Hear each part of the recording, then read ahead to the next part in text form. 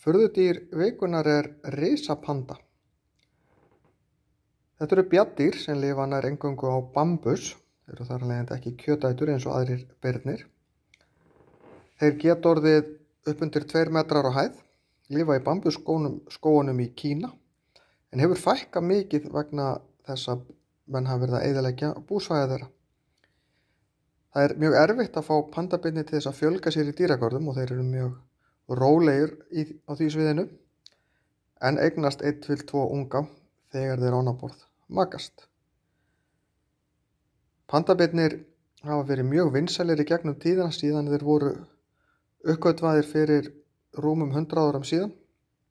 Evrópubúar vissu ekkert af pandabjörnum fyrir seint á 19. öld, það er svona kannski 150 ár síðan. En svo þegar menn fóru að veiða þá fyrst dauða og veiða þá síðan lifandi í dýragarða, þá myndaðist mikið æði bæði í Evrópu og í Ameríku.